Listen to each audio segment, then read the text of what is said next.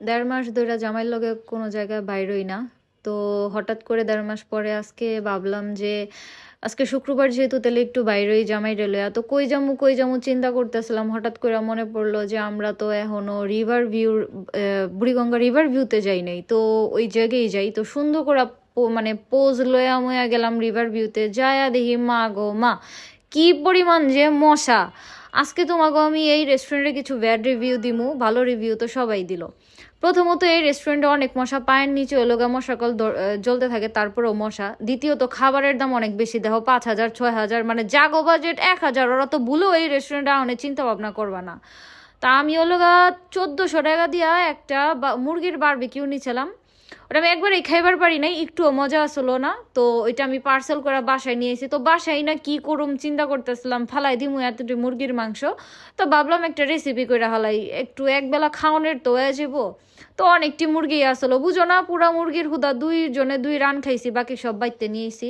তো এটার মধ্যে আমি 5-6টা কাঁচামরিচ আর কয়টা পেঁয়াজ দিয়ে দিছি, বড় বড় টুকরো করে দিছি, যেহেতু এটা ব্লেন্ডার করুম, কুচি কুচি করে কাটার কোনো প্রয়োজনই নাই।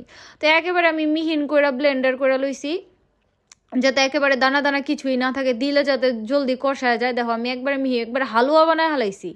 তারপরে আমি একটা পাতিলার মধ্যে একটু তেল নিয়ে নিবো, তেলটা আমি একটু অল্প পরিমাণই নিবো, কারণ হইলো তেল এত প্রয়োজন নেই, মুরগি টুরগি সবই ভাজা, তেল দিয়া কি করুম। তো যা ব্লেন্ডার করছিলাম এটি দিয়া দিছি। তোমরা চাইলে এটার মধ্যে কাঁচা টমেটোটাও দিতে পারো, কাঁচা টমেটো পাকা টমেটো যেটা মন চায় এটা দিতে পারো। তো আমি এটার মধ্যে হলোগা পেঁয়াজটা কাঁচামরিচটা দেওয়ানোর পর একটু আদা বাটা দিয়ে দিলাম, তারপরে দিয়ে দিলাম গরম মশলা, তারপরে হলো ওই যে চুঙ্গির মতো থাকে, তারপরে ওই যে কি কয় ভিতরে ছোট ছোট বাইরে, আমি এই মশলার নাম জানি না, এটি সব আমি এক লাগলে ব্লেন্ডার করে রাখছিলাম, ওটি দিছি, জিরা বাটা দিছি, হলুদের গুঁড়া দিলাম, তারপরে দিলাম মরিচের গুঁড়া, তারপরে দিয়েছিলাম দইনার গুঁড়া, তারপরে দিয়েছিলাম হলোগা তোমার গোলমরিচের গুঁড়াটা আমি সব জায়গায় দিই, যেহেতু আমি ঝাল খাই অনেক বেশি। তারপরে দিছিলাম জিরা গুঁড়াও দিছিলাম, জিরা বাটার পরে কিন্তু জিরা গুঁড়াটাও দিছিলাম, এটা চাইলে ইগনোরও করতে পারো তোমার কাছে না থাকলে নাই। তারপরে দিছিলাম এটার মধ্যে লগা মাংসের মশলা দিছিলাম, ম্যাগি মশলা। আসলে মশলা বাড়াই দিয়া যে কি মজা লাগে খাইবার লেগা কয়া বুঝে ব্যাপার না। ওদিন ডাক্তারখানা গেছিলাম, ডাক্তারে কইছে মশলা খাওয়া বন্ধ করেন, নাহলে বেশি দিন বাঁচবেন না, বাঁচলে খাওয়ালে মরুম, ওই না খায়া মরণের হুট্টা মরণের কোনো দরকার নাই। তো সুন্দর করে সব একেবারে মিলায় ঝিলায় বহাই দিছি। এখন এটা হলো আমি বিশ্বাস করবা কিনা জানি না, আমি টানা 1 ঘন্টা ধরে এটারে কষাইছি, আর এটারে কিন্তু চুলায় বহায় আবার নাচতে যাও না, কোনো জায়গায় টিকটক করবার যাও না। তোমাকে 2-3 মিনিট পর পর এটারে নাড়তে হইব, 2-3 মিনিট পরে দিও আমি তো লবণই দিই নাই, তা আবার মনে করে আবার একটু বেশি করে লবণও দিয়ে দিছি।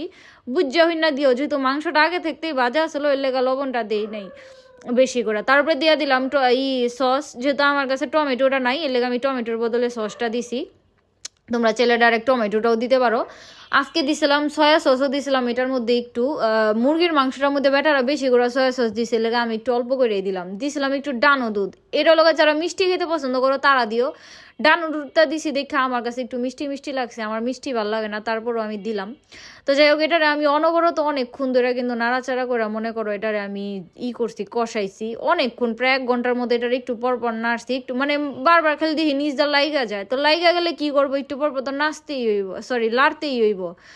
বেশি নাচনি মানুষ তো আমি, এলাকা বারবার খালি নাচা নাচা আয়া পরে। যাই হোক, তা আমি এটার অনেকক্ষণ ধরে নাড়ছি নাড়ছি, আবার দিয়ে আবার লেগে গেছে, আবার ঝাঁকানাকা করে একটু নাইড়া দিলাম। তো অনেকক্ষণ বইরেই আমি নাড়ছি, যেটা সত্যি কথা, না আনার পর আবার দিয়ে দিলাম আমার দাদির মতো গবগবে 1 গ্লাস পানি। আসলে আমার দাদি, আমার শ্বশুর আর আমার জামাই খালি দেখি তরকারির মধ্যে খালি পানি ডালে, তো আমি ওগর থেকে একটু অভ্যাস পাইছি, থোড়া ছোটা মোটা অভ্যাস। তো দিলাম, দেওয়ানোর পরে দেখি মাংসটা একেবারে 80% কষায় গেছে। তো মুরগির মাংসটা দিয়ে দিলাম এখন এটার মধ্যে, যাতে মাংসের মশলাগুলো সুন্দর করে এটার ভিতরে ঢুকা যায়, আর জানি অনেক মজা হয়। বিশ্বাস করবা মাংস ধনের আগে এই যে কষানোর মধ্যে কি যে একটা ভালো গেরান আইতাছিল, আমি তো করে কয়া বুঝাইবার পারম না, অনেক সুন্দর একটা গেরান আইতাছিল। তো এটা যেদিন রান্ধি ওদিনই আমার জামাই আমার কয় যে আজকে আমার কিছু ফ্রেন্ড সার্কেল আইব বাসায়, তুমি হচ্ছে ভাতটা একটু বাড়ায় রান্ধো।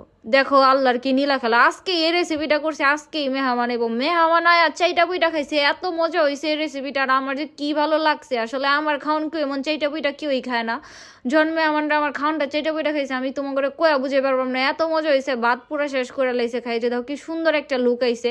আমি আসলে সবার মতো মুচ্ছা বা ইচ্ছা ফুলমুল দিয়ে ডেকোরেশন করতে পারি না, আমি ভাই ন্যাচারাল যেটা হয়েছে ওইটাই লোমো।